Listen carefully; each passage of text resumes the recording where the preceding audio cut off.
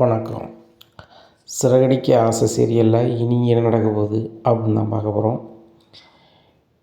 இங்கே மனோஜும் ரொம்பவே சத்தம் போட்டுட்ருக்காங்க.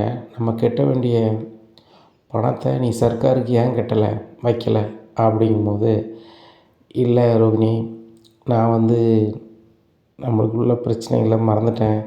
நம்ம தான் ஒரு 30 லட்ச ரூபா ஏமாந்துருக்கோமே அப்படி இப்படின்னு சொல்கிறாங்க. இதை கேட்ட ரோகிணி சொல்கிறாங்க, அதுக்காக இதெல்லாம் மறப்பியா? இது எவ்வளோ பெரிய விஷயம் தெரியுமா? நம்ம சர்க்காருக்கு கட்ட வேண்டிய பணத்தை கட்டலைன்னா நீங்கள் கஸ்டமர்கிட்ட வாங்கிட்டு நீங்கள் கட்டாமல் இருக்கிறது மிகப்பெரிய விஷயம் அப்படின்னு சொல்லுவாங்க. அப்படின்ட்டு இருக்கும்போதே ஒரு 3 அதிகாரிகள் கடைக்குள்ளே வராங்க. வரும்போதே ரோனி கஸ்டமர் வந்துட்டாங்க அப்படிங்கிறாங்க. என்ன வேணும் அப்படிங்கிறாங்க. என்ன வேணுமா? ஒழுங்காக எங்களுக்கு பணத்தை கட்டுங்க, நாங்கள் சர்க்கார்லேருந்து வரோம் அப்படிங்கிறாங்க. ஐயோ இதுக்கு தானே அப்படின்னு சொல்லிட்டு, சார் எங்களுக்கு கொஞ்சம் டைம் கொடுங்க அப்படின்னு சொல்லி ரோகிணி கேட்குறாங்க. உங்களுக்கு ரொம்ப ரொம்ப டைம் கொடுத்தாச்சு. இதுக்கு மேலே உங்களுக்கு டைம் கொடுக்க நாங்கள் விரும்பலை. அதனால தான் வந்துட்டோம். கொஞ்சம் வெளியே கிளம்புங்க, நாங்கள் சீல் வைக்கணும் அப்படிங்கிறாங்க. அப்போ மனோஜ் ரொம்பவே கதறாரு. சார் நல்லா இருப்பீங்க, நான் கடை வச்சே 3 மாதம் அந்த மாதிரி தான் சார் ஆகுது. அதுக்குள்ளே நீங்கள் சீல் வச்சிட்டிங்கன்னா நான் ரொம்ப நட்டப்பட்டு போயிடுவேன் சார் அப்படி இப்படிங்கிறாங்க. ஏம்மா, உங்களை பாவம் பார்த்துட்டுலாம் என்னால் இருக்க முடியாது, எங்களால் எப்போ கட்டுருவீங்க? 3 லட்ச ரூபா கட்டுங்க உடனே அப்படிங்கிறாங்க. உடனே ரோகிணி எங்களுக்கு டைம் வேணும் அப்படி இப்படிங்கிறாங்க. டைம்லாம் கொடுக்க முடியாதும்மா அப்படிங்கும்போது, சார் எனக்கு ஒரு 3 மணி நேரம் மட்டும் டைம் கொடுங்க, நான் கட்டிடுறேன் அப்படிங்கிறாங்க. ரோகிணி உங்கள் அம்மாவுக்கு ஃபோன் பண்ணி அந்த பழைய நகையை கொண்டு வாம்மா அப்படிங்கிறாங்க. பழைய நகையை கொண்டு வராங்க. இது எதுக்குடி? ரொம்ப நாளாக என்கிட்ட தான் இருந்துச்சு, உங்கள்கிட்ட தரும்போதெல்லாம் இதை நான் தொடறதுக்கே விரும்பலை அப்படி இப்படின்னு சொல்லுவேன். இப்போ இந்த நகையை கேட்குறேன் அப்படிங்கிறாங்க. இல்லைம்மா, எனக்கு அவசரமாக தேவைப்படுது என் தொழிலுக்கு. உனக்கு தான் பார்லர் இல்லையாம்மா, நீ பார்லரை தான் விற்றுட்டேன்னு சொல்லி வித்தியா சொன்னாலே அப்படிங்கிறாங்க. வித்தியா சொன்னாதான் இப்போ எனக்கு பார்லருக்கு இல்லை, என் வீட்டுக்காருக்கு தான். அவர் சர்க்காருக்கு கட்ட வேண்டிய பணத்தை கட்டலை. இந்த பணத்தை நான் ரெடி பண்ணி கொடுக்கலன்னா கண்டிப்பாக கடை சீல் ஆயிரும். அதனால தான்மா அப்படிங்கிறாங்க. சரிடி, உன் நகை உன் சௌரியத்துக்கு என்ன பண்ண உனக்கு தான் முடியுமே, நான் கிளம்புறேன்டி, கிருஷ்ண கூடத்துக்கு நேரம் ஆயிடுச்சு அப்படிங்கிறாங்க. சரி மம்மி அப்படின்றாங்க. இங்கே கடைக்கு மனோஜ் சொல்கிறாங்க, மனோஜ் உன் அக்கௌண்ட்டில் போட்டேன், நீ அதிகாரிகிட்ட கொடுத்துரு அப்படிங்கிறாங்க. சரி ரோகிணி அப்படின்னு சொல்லிட்டு ரொம்ப சந்தோஷமாக இருக்கார். அதிகாரிகளும் வந்துடுறாங்க. உடனே மனோஜ் தான் செக்கை எழுதுகிற மாதிரி நினச்சிக்கிட்டு வீட்டில் மீனா செக் புக் வாங்கி வச்சதை ரொம்ப கடுப்பாகி தன்னோட பேக்கில் எடுத்து வச்சுருக்கிறாரு மனோஜ். நீலாம் செக் புக் யூஸ் பண்ண அளவுக்கு ஆயிடுச்சுல அப்படின்னு சொல்லிட்டு அந்த செக் புக்கில் மனோஜ்னு கையெழுத்து போட்டு கொடுத்துட்றாரு. அவங்களும் 3 லட்ச ரூபா தந்துட்டாருன்னு சொல்லிட்டு, சரி ரைட்டு இதை போய் கலெக்ஷன் போட்டுடலாம் அப்படின்னு சொல்லிட்டு அங்கே போய் போகிறாங்க. கலெக்ஷன் போடுறாங்க. போடும்போது தான் தெரிய வருது அது போலியான செக்கு. மனோஜுக்கும் அந்த செக்கில் இருக்க அக்கௌண்ட் நம்பருக்கும் எதுக்குமே சம்மந்தம் இல்லாமல் இருக்குது. இதை பார்த்துட்டு அதிகாரிகளுக்கு ரொம்ப கடுப்பாயிருது. இந்த மனோஜுக்கு நம்ம ஒரு வாய்ப்பை கொடுத்தோம் கடையை சீல் வைக்காமல், ஆனால் அந்த மனோஜ் நம்மளே ஏமாற்றிருக்கான், நம்ம என்ன சார் பண்ணலாம் அப்படிங்கிறாங்க. இது சம்மந்தமாக நம்ம உயரதிகாரிகள்கிட்ட பேசிவிட்டு அவங்க என்ன சொல்கிறாங்களோ அதுக்கேற்றால பண்ணலாம் அப்படின்னு சொல்கிறாங்க. உயரதிகாரிகிட்ட போய் கேட்குறாங்க, சார் இந்த மாதிரி ஒரு ஆள் வர கஸ்டமர்கிட்ட பணத்தை வாங்கிட்டு சர்க்காருக்கு கட்டலை. அப்போ கேட்க போகும்போது அவங்க மிஸ்ஸஸ் தான் சொன்னாங்க, இந்த மாதிரி கடை இப்போ தான் ஆரம்பிச்சிருக்கோம், எங்களுக்கு வாய்ப்பு கொடுங்க அப்படிங்கும்போது ஒரு 3 மணி நேரம் கொடுத்தோம். அவங்களும் பணம் ரெடி பண்ணிட்டேன் அப்படின்னு சொல்லி ஒரு செக்கை கொடுத்தாங்க. நாங்கள் போய் கலெக்ஷன் போட்டால் அப்படியே ஒரு அக்கௌண்ட்டில் அவருக்கு பணம் கிடையாது. இந்த அக்கௌண்ட் மீனாங்குது உங்கள் பேரில் இருக்குது, அந்த செக்கில் இவர் எப்படி கொடுத்தாரு, அப்போ உங்களை ஏமாற்ற பார்க்குறாருன்னு கேட்குறாங்க சார் அப்படிங்கிறாங்க. இதை கேட்டோன்னு அதிகாரி ரொம்ப கடுப்பாகிறாரு. சரிங்க, அந்த கடை யார் பேரில் இருக்குது அப்படிங்கிறாங்க. சார் அந்த கடையை ரோகிணி பேரில் முடிச்சிருக்கிறாங்க, ஆனால் செக் தந்தது மனோஜ், அவர் தான் எப்போவுமே கட்டிகிட்ருக்காரு, கடையை அவர் நடத்த மாதிரி காமிக்கிறாங்க. ஆனால் கட்டடத்தை பதிவானது ரோகிணி பேரில் இருக்குது, ஆனால் கடை லைசன்ஸ் மனோஜ் பேரில் இருக்குது. ஓ, அப்போ அவங்க கடையை ஒரு வாடகை வச்சுருக்காரா அப்படிங்கிறாங்க. அப்படி தான் சார் நினைக்கிறேன், ஆனால் ஹஸ்பண்ட் ஒய்ஃபுங்கிறாங்க அப்படிங்கிறாங்க. சரி ரைட்டு, இவங்க 2 பேர் மேலேயுமே ஸ்டேஷனில் போய் பெட்டிஷன் கொடுங்க, கொடுத்துட்டு அங்கேருந்து எனக்கு கால் பண்ணுங்கள் அப்படிங்கிறாங்க. இவங்க நேராக ஸ்டேஷனில் போய் அதிகாரியை பார்க்காங்க. பார்த்து, சார் இந்த மாதிரி இவங்கெல்லாம் எங்களை ஏமாற்றிட்டாங்க, அவங்க மேலே நடவடிக்கை எடுங்க, எங்கள் சார் உங்கள்கிட்ட பேசணுன்னாங்கன்னு சொல்லி ஃபோன் பண்ணி கொடுத்துட்றாங்க. சொல்லுங்கள் சார் அப்படிங்கிறாங்க. அவங்கள சும்மா விடாதீங்க சர்க்காரையே ஏமாற்றணும்னு நினைக்காங்க. அப்படி ஏமாற்றும் போது நம்ம விட முடியாதுல்ல. அது சரியும் கிடையாது. நம்ம எல்லாமே சர்க்காருக்கு தான் வேலை பார்க்கணும், விசுவாசமாக பார்க்கணும் அப்படிங்கிறாங்க. சார் சார் பண்ணிடலாம், ஒன்றும் பிரச்சனை இல்லை அப்படின்றாங்க. நீங்கள் சீல் வச்சுட்டு மட்டும் சொல்லுங்கள் சார் அப்படிங்கிறாங்க. ரைட்டு அப்படிங்கிறாங்க. அதிகாரிகள் எல்லாமே படையாக போகிறாங்க. போய் எல்லோரும் கடையை விட்டு வெளியேறுங்க அப்படிங்கிறாங்க. உடனே அசோக் வந்து சொல்கிறாரு, சார் எங்கள் சார் வெளியே போயிருக்காரு அப்படிங்கிறாங்க. அவர் வெளியே போனவர் அவராக இருக்கட்டும், நீங்கள் எல்லோரும் வெளியே வாங்க அப்படிங்கிறாங்க. சார் என்ன சார் பிரச்சனை அப்படிங்கிறாங்க. உங்கள் ஆள் வந்து சர்க்காருக்கு கட்ட வேண்டியதை கட்டலை, கஸ்டமரையும் ஏமாற்றி எங்களையும் ஏமாத்தார். இதை வந்து நம்ம விட முடியாது அப்படின்னு சொல்லிட்டு அவங்க சீல் வச்சிடுறாங்க. நடந்த விஷயத்த மனோஜுக்கு கால் பண்ணி சொல்கிறாங்க. மனோஜ் ரோகிணி பதறிக்கிட்டு கடை முன்னாடி வந்து நிற்கிறாங்க. நின்றோடனே என்ன சார் நினச்சிட்ருக்கீங்க, பணம் கட்டாமல் மறுபடியும் வந்துட்டு நீங்கள் வந்து சீல் வைக்கிறீங்க, எல்லாம் ரொம்ப ஓவராக பண்ணுறீங்க, நான் யாருன்னு காமிக்கிறேன் அப்படிங்கிறாங்க. நீ யாருன்னு காமிக்கிறது இருக்கட்டும், நான் அவங்களுக்கு பதில் சொல்லு அப்படிங்கிறாங்க. அங்கே பார்க்குறாங்க, திரும்பி பார்க்குறாங்க, காக்கி சட்டைக்காரங்களாம் நிற்காங்க. சரி சரி புருஷன் முன்னாடி யாருங்க அப்படிங்கிறாங்க. ஒன்று ரோகிணி கேட்குறாங்க, நாங்கள் எதுக்கு சார் ஏறணும் அப்படிங்கிறாங்க. ஆமாம், போலீஸை கொடுத்தா அவங்கள வந்து மரியாதை செலுத்துவாங்களா, வாங்க வாங்க கிளம்புங்க அப்படிங்கிறாங்க. சார் நான் வந்து என் அக்கௌண்ட்டில் பணம் இருந்துச்சு, நான் கொடுத்துருக்கேன், அது என்ன சார் போலீஸ் செக்குங்க அப்படின்னு மனோஜ் கேட்குறாரு. அப்போ கூட நம்ம மீனாவோட செக் புக்கை நம்ம பேக்கில் தூக்கி போட்டு வீட்டிலேருந்து வந்தோமே, அந்த செக் புக்கில் நம்ம கையெழுத்து போட்டு கொடுத்துட்டோமா அப்படிங்கிற சிந்தனையே இல்லை. சார் என் அக்கௌண்ட்டில் பணம் இருந்துச்சு, உங்களுக்கு வந்துட்டு என்ன சார் இடக்கு வேலை பண்ணிகிட்ருக்கீங்க அப்படி இப்படின்னுட்டு இருக்காங்க. ஐயோ எதனால் அங்கே போய் பேசிக்கையா அப்படிங்கிறாங்க. உடனே ஸ்டேஷனில் உட்காந்துட்டு மனோஜ் கேட்குறாரு, சார் என்ன சார் நினச்சிட்ருக்கீங்க, அவங்க வந்து ஏதோ என்னைய பிடிக்காத அளவு பண்ணுறாங்க, எனக்கு தொழில் போட்டி இருக்கிறவங்க ஏதோ ஒன்று அவங்க வந்து பணத்தை வாங்கிட்டு இப்படி பண்ணுறாங்க சார், போகிறாங்க சார்ங்கிறாங்க. யோ தொழில் போட்டியா, உன் அக்கௌண்ட்டில் பணம் இருக்குன்னா உன் செக்கை கொடுக்கணும், சம்மந்தம் இல்லாதவங்க செக்கை கொடுத்து உன் அக்கௌண்ட்டில் பணம் வசூல் பண்ண எப்படியா வசூல் பண்ணுவாங்க, அதுக்கு நீ வந்து கஸ்டமரையும் ஏமாற்றுவ, சர்க்காரையும் ஏமாற்றுவியா, அதான் நீ உள்ளே கிடக்க போகிற அப்படிங்கிறாங்க. ரோகிணி சொல்கிறாங்க, என்ன சார் சொல்கிறீங்க, அப்படி வாய்ப்பு இல்லை சார், நான் இவர் அக்கௌண்ட்டில் பணம் போட்டேன் அப்படிங்கிறாங்க. உடனே அதிகாரிகளும் வராங்க பேங்க்லேருந்து, அவங்க நடந்ததை சொல்கிறாங்க. அதுக்கப்புறம் தான் மனோஜுக்கு தெரிய வருது, மீனாவோட செக் புக்கை நம்ம பையில் எடுத்து போட்டோம் போலையே, அது அவசரத்தில் வந்து நம்ம மறந்துட்டோமே அப்படின்னு சொல்லிட்டு முடிச்சிட்ருக்காங்க.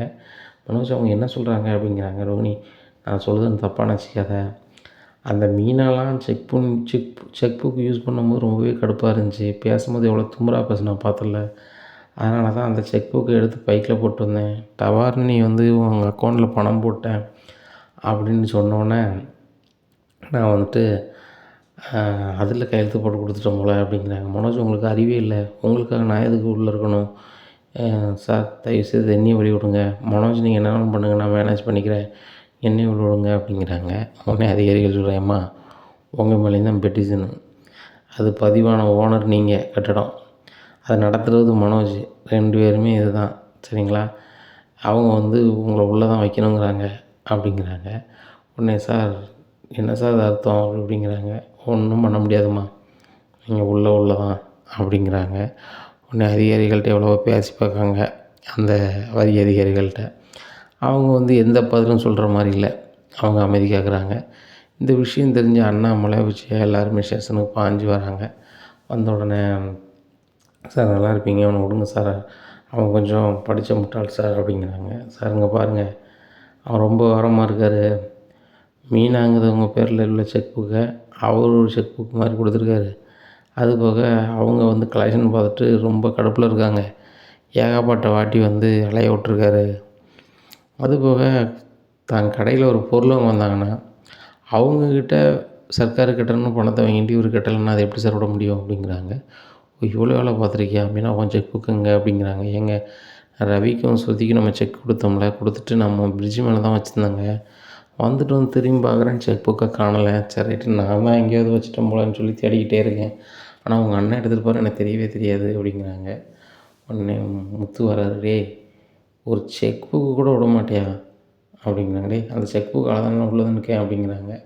நீ ஆட்டையை போட்டு வச்சுருக்க, அதுவே உனக்கு ஆப்பாயிருச்சு, என்ன பார்லரம்மா நீங்களாவது சொல்லி புரிய வைக்க மாட்டிங்களா, என் புருஷன் பல டிகிரி படிச்சிருக்காரு, பெரிய பிஸ்னஸ்மேன், நான்லாம் வந்து ஃபாரினில் படித்தவா அப்படி இப்படின்னு சொல்லுவீங்க, ஏன் படித்து பார்த்து கையெழுத்து போட மாட்டிங்களா, மீனா 12 படிச்சிருக்கா, அவள் படித்து பார்த்து செக்கில் கையெழுத்து போடுறதுக்கு உங்கள் புருஷன் என்ன கேட்டான், செக்கில் எழுத தெரியுமா அப்படின்னு கேட்டான். எழுத மட்டும் தெரிஞ்சாக்கா பத்தாது, அதை படித்தும் பார்க்கணும் யார் செக்குன்னு. எப்படி இருக்கீங்க அப்படின்னு சொல்லிட்டு, சார் அந்த பணத்தை நான் கேட்டேன்னா விட்டுடலாமா சார் அப்படிங்கிறாங்க. சாருங்க பாருங்கள், மன உளைச்சல் ஆகிட்டு நாங்கள் எங்கள் உயர் அதிகாரிட்ட சொல்லிட்டு தான் எதனாலும் செய்ய முடியும் அப்படிங்கிறாங்க.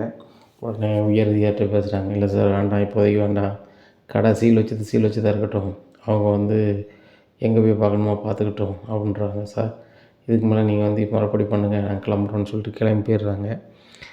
அதுக்கப்புறம் காக்கி சட்டைக்காரங்கக்கிட்ட அண்ணாமலை, விஜய் எல்லோரும் பேசி பார்க்காங்க. அவங்க சொல்கிறாங்க, சார் நாங்கள் இதில் எதுவுமே பண்ணது மாதிரி இல்லை, எங்களுக்கும் மனோஜுக்கும் ரோகிணிக்கும் சம்மந்தம் இல்லை, அவங்க வந்து சர்க்காரை ஏமாற்றிட்டாங்கன்னு சொல்லி ஒரு பெட்டிஷன் கொடுத்துருக்காங்க. விசாரித்து பார்த்தா அதில் உண்மை இருக்குது, அதனால் அவங்கள உள்ளே வச்சுருக்கோம், நீங்கள் முறைப்படி அவங்கள எப்படி எடுக்கணுமோ எடுங்க அப்படிங்கிறாங்க. எல்லோரும் வீட்டுக்கு போயிடுறாங்க. அங்கே விஜயா ரொம்பவே கதறாங்க. ஏங்க மனோஜ் வந்து எப்படிங்க அங்கே இருப்பான், அவன் டயத்துக்கு சாப்பிடுவாங்க, அவன் ஒரு படித்தவங்க, அவன் ஒரு பிஸ்னஸ்மேனுங்க, அவன் உள்ளே இருந்தால் எப்படிங்க அப்படிங்க இப்படிங்கங்க. இதை கேட்ட அண்ணாமலை, வாயை மூடு விஜயா, அவன் படித்தவன் மாதிரி எந்த விஷயத்துலையும் நடக்கலை, தன்னுடைய பகுத்தறிவை அவன் பயன்படுத்தவே இல்லை, அப்படி பயன்படுத்தாதவனை படித்தவனாக சொல்கிறதுல எனக்கு உடன்பாடு இல்லை, இனிமேல் பட்டு அந்த மாதிரி பேசாத விஜயா, அவன் வந்து தெரிஞ்சு வரட்டும் அப்படிங்கிறாங்க. ஏங்க ரோஹிணி மிகப்பெரிய கோடீஸ்வரி, அவள் வந்து உள்ளே இருக்கணுமாங்க, நீங்கள் நினச்சி பாருங்கள் அப்படி இப்படிங்கிறாங்க. உடனே முத்து நேராக போய் அரசியல்வாதி போய் பார்க்காரு. என்ன முத்து, ரொம்ப நாளாக அவனை கூப்பிட்டு விட்டேன், நீ வரல, இப்போ வந்திருக்க, சொல்லு முத்து அப்படிங்கிறாங்க. சார் எங்கள் அண்ணன் ஒரு அரை சார் படித்தார அவன் வந்து வேறு செக் புக்கை கையெழுத்து போட்டு கொடுத்துட்டான், அது ஒரு பிரச்சனையாக வருது சார் அந்த மாதிரி அப்படிங்கிறாங்க. சரி ரைட்டு, நான் அந்த அதிகாரிட்ட பேசுகிறேன்னு சொல்லிட்டு ஃபோனில் பேசுகிறாங்க. பேசினோன்னே, சார் நீங்களே வந்துட்டீங்களா தலைவர, சரி ரைட்டு அப்படின்னு சொல்லிட்டு அந்த பணத்தை கட்ட சொல்லுங்கள் சார் அப்படிங்கிறாங்க. முத்து பேசிட்டேன், அந்த பணத்தை ஒரு 3 லட்ச ரூபாய் உடனே கொண்டு கட்டுங்க அப்படிங்கிறாங்க. நேராக வீட்டுக்கு போகிறாரு. மீனா, நம்ம வீடு கட்டுறதுக்காக பணம் வச்சுருக்கோம், ஆனால் வந்து அந்த பணம் இப்போ தேவைப்படுது மீனா அப்படிங்கிறாங்க. என்னங்க சொல்கிறீங்க அப்படிங்கிறாங்க. ஆமாம், அவங்கள வெளியிட்டதுக்கு அது ஒரு காரணமாக இருக்குது, உண்டா அப்படிங்கிறாங்க. முத்து மீனாவும் போய் அந்த பணத்தை கட்டுறாங்க. கட்டினோடனே நேராக போய் ஸ்டேஷனில் போய் சொல்கிறாங்க, சார் பணத்தை கட்டியாச்சு அப்படிங்கிறாங்க. தம்பி, பணத்தை கட்டுறதுக்கு எனக்கு சம்மந்தம் கிடையாது, நீங்கள் அந்த அதிகாரியை கூட்டி வாங்க அப்படிங்கும்போது அதிகாரி போய் பார்க்காங்க. அவங்க வந்து பெட்டிஷனை வாபஸ் வாங்கிடுறாங்க. இன்னும் மனோஜையும் ரோகிணியும் வீட்டுக்கு கூப்பிட்டு போகிறாங்க. இங்கே விஜயா சாப்பிடாமல் அழுதுட்டுருக்காங்க. மனோஜையும் ரோகிணியும் பார்த்தோன்னா, மனோஜ் நீ வந்துட்டியா, நீ தப்பே செய்யாதவன்னு சொல்லி உனக்கு கொடுத்துட்டாங்களா அப்படிங்கிறாங்க. டே முத்து, எப்போ விட்டாங்க அப்படின்னு சொல்லி அண்ணாமலை கேட்குறாங்க. ஏப்பா, நாங்கள் வீடு கட்டுறதுக்காக வச்சுருந்தோம்லப்பா அந்த பணம், அதை வந்து மனோஜ் கட்ட வேண்டிய பணத்துக்கு நாங்கள் கட்டிட்டோம்பா, அதனால் மனோஜ் வெளில விட்டாங்க அப்படிங்கிறாங்க. உடனே அண்ணாமலை சொல்கிறாங்க, இங்கே பாருடா மனோஜ், பணம் யார்கிட்ட இருந்தாலும் காணாது, தக்க நேரத்தில் தக்க உதவியை செய்யணும். பாருங்க, முத்து மீனாவும் தான் சம்பாரித்த பணத்தை அவங்களுக்குன்னு எதுவுமே பண்ணிக்கல, அவங்க மாடியில் ரூம் கட்டுறதுக்கு பல வகையில் முயற்சி பண்ணிகிட்ருக்காங்க, அது தாமதமாகிக்கிட்டே இருக்குது. அப்படி இருந்தாலும் கூட கூட பிறந்த அண்ணனி, புருஷனோட அண்ணனி, ஒன்று வந்து விட்டுறக்கூடாது, இந்த வீட்டுக்கு வாழ வந்து ரோகிணியை விட்டுறக்கூடாது அப்படின்னு சொல்லி அவங்க அந்த பணத்தை கட்டி உன்னை கூப்பிட்டு வராங்க. இனிமையாவது புரிஞ்சிட்டு வாழப்பாரு, அவங்க செக்கை அவங்ககிட்ட கொடு, அடுத்தவங்க பொருளுக்கு ஆசைப்படாத, இப்படி அடுத்தவங்க பொருளுக்கு ஆசைப்பட்ட, பொறாமப்பட்ட, உன்னை நீ பெரிய ஆளாக நீ காட்டிக்கிட்ட அப்படின்னு சொன்னால் இதை விட மோசமான நிலை வந்திருக்கும். 6 மணியை தாண்டி இருந்தால் நீ எங்கே இருந்திருப்ப, களி தின்னுட்டு இருந்திருப்ப. அந்த களி திங்கிறதுலேருந்து உன்னை மீட்டு முத்து மீனாவும் கொண்டு வந்திருக்காங்க. அவங்களுக்கு என்றைக்கும் நீ நன்றியாரு. என்ன எதை செய்வியே எனக்கு தெரியாது, இவங்க கட்டின 3 லட்ச ரூபாயை உங்களுக்கு கொடுத்துரு அப்படிங்கிறாங்க. உடனே ரோகிணி சொல்கிறாங்க, அங்கிள் அந்த 3 லட்ச ரூபா மனோஜ் அக்கௌண்ட்டில் தான் இருக்குது, அதை நாங்கள் நாளைக்கு எடுத்து இந்த முத்து மீனாட்டம் கொடுத்துருக்கோம் அப்படிங்கிறாங்க. உடனே அண்ணாமலைட்ட முத்து சொல்கிறாரு, எப்பா மனோஜ் நம்ப வேண்டாம், ஆனால் பாரமா சொன்ன மாதிரி இருக்கும், காலைல வாங்கிக்கிறோம்ப்பா, ஒன்றும் பிரச்சனை இல்லை அப்படிங்கிறாங்க. டே முத்து, ஏன்டா ஒரு வார்த்தை சொல்லிடா அப்படிங்கிறாங்கப்பா. அவன் உள்ளேருந்து அழும்போது பார்க்க முடியல, அவனை 1000 நம்ம பேசினாலும் அவன் டயத்துக்கு சாப்பிடலன்னா அவனே கிறங்கி விழுந்துருவான். நம்ம வீட்டு சாப்பாடே 1000 குறை சொல்லுவான், உள்ளே எப்படி இருக்குமோ எது இருக்குமோ அந்த கஷ்டத்தில் அவன் பார்த்துக்க மாட்டான்ப்பா. வீட்டில் ஏசி ஓடலைன்னா அவ்வளோ கஷ்டமாக இருக்குமா, அங்கே எப்படிப்பா அப்படிங்கிறாங்க. டேய், உன்னைய மாதிரி ஒரு பையன் கிடைக்க நான் கொடுத்து வச்சுருக்கேன்டா அப்படின்னு சொல்லி அண்ணாமலை அப்படியே ஆனந்த கண்ணீர் வடிக்கார். இனி என்ன நடக்கும் இந்த அண்ணாமலை வீட்டில்?